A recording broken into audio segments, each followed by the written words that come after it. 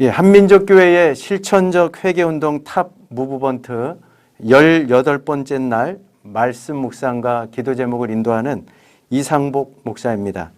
오늘 우리에게 주시는 하나님의 말씀은 여호수아 5장 8절과 9절까지의 말씀인데 제가 봉독해 드리겠습니다.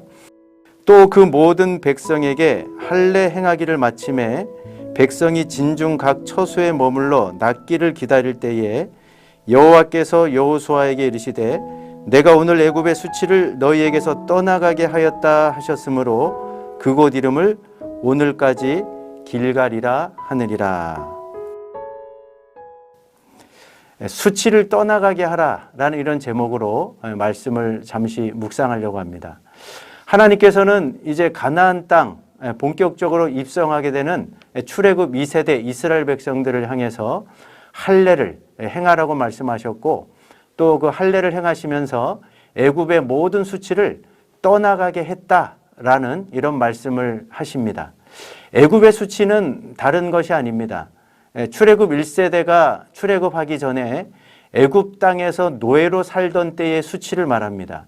이스라엘 백성, 하나님의 백성이면서도 노예로 태어나서 노예로 살다가 노예로 죽었던 것, 그 모든 수치를 이제는 하나님께서 떠나가겠다, 떠나보내겠다 이렇게 말씀하시는 것이고요.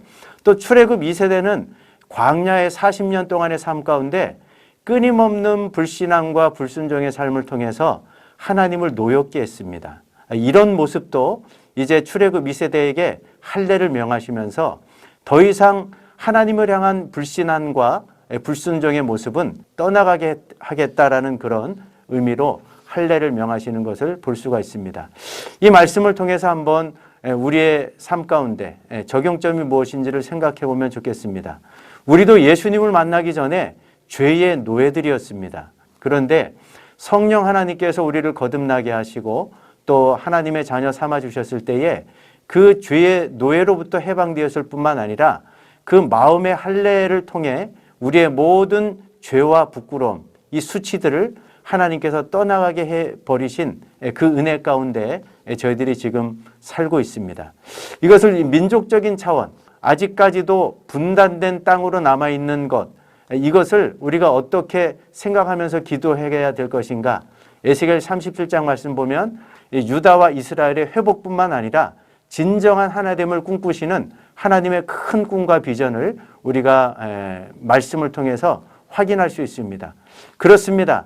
이 이스라엘도 마찬가지지만 우리나라도 지정학적 특성상 주변의 강대국에 휩싸여 있습니다.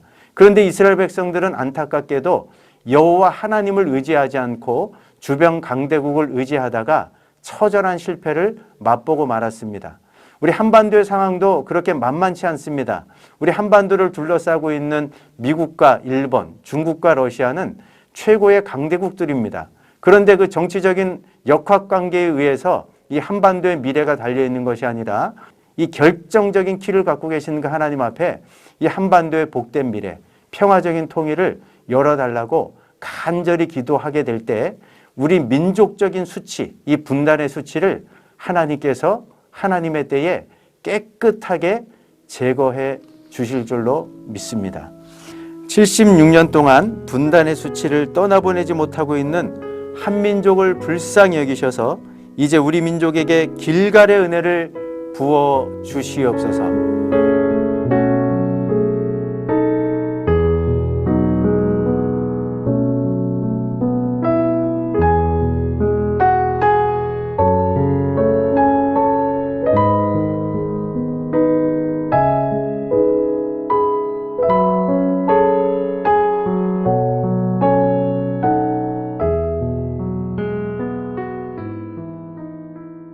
이제 한국 사회 가운데서 벗어버려야 할 것이 무엇인지 한번 생각해보고 기도하는 시간을 가지려고 합니다.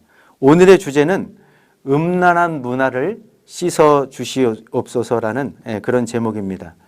아시는 것처럼 하나님께서 70년대에 우리 한국 땅에 놀라운 경제 부흥과 함께 한국 교회에 폭발적인 성장을 허락해 주셨습니다. 그런데 경제가 급성장하면서 서구 사회에 세속적인 문화가 함께 들어오게 됐고 그로 인해서 도덕과 윤리가 무너지고 또 물질과 쾌락이 신이 되어버리는 안타까운 상황들이 펼쳐졌는데, 이런 세속적인 문화가 교회 안에도 유입이 되면서 교회와 성도들도 자유롭지 못한 그런 상황 가운데 놓여 있습니다.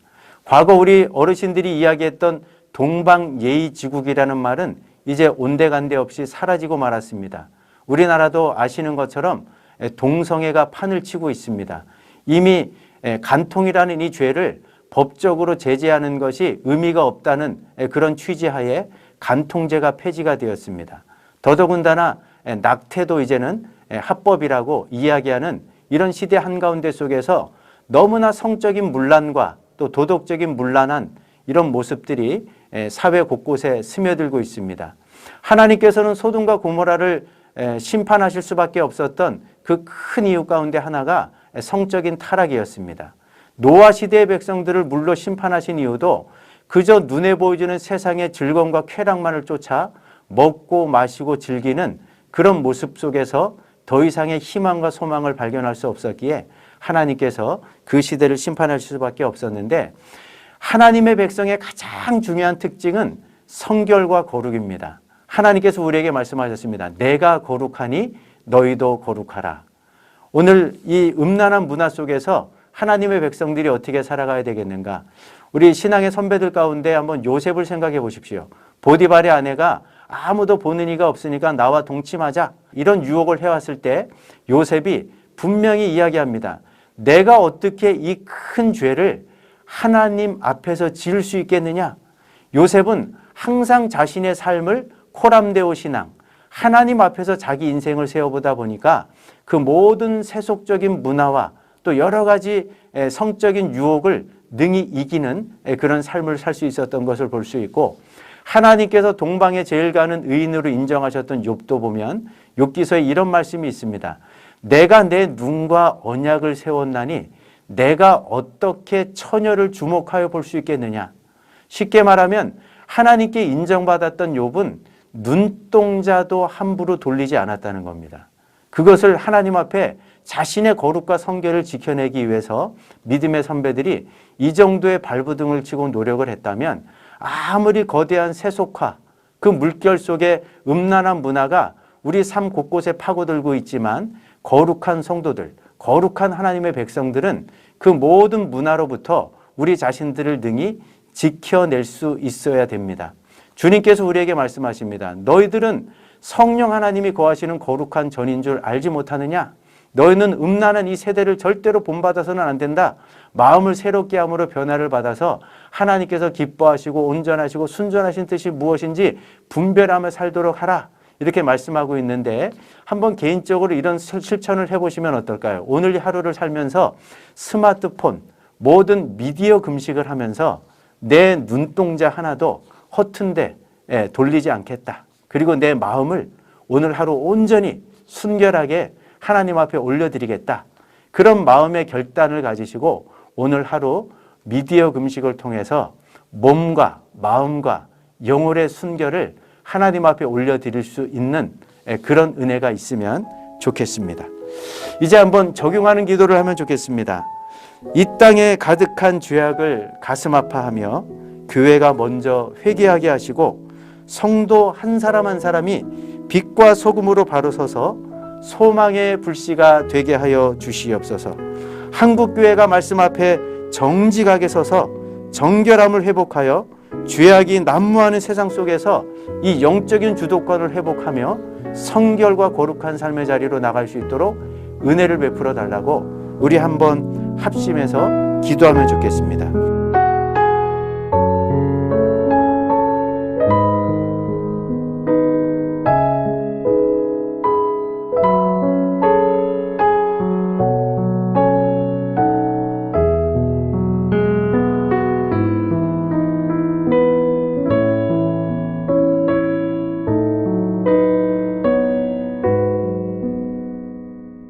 사랑의 하나님, 탑 무브먼트 운동을 통해서 하나님께서 이 시대에 우리에게 무엇을 원하고 계시는지, 우리의 삶을 온전히 하나님께 올려드리기를 소원하며 날마다 기도의 제물 될 수 있는 은혜를 허락하시니 감사를 드립니다.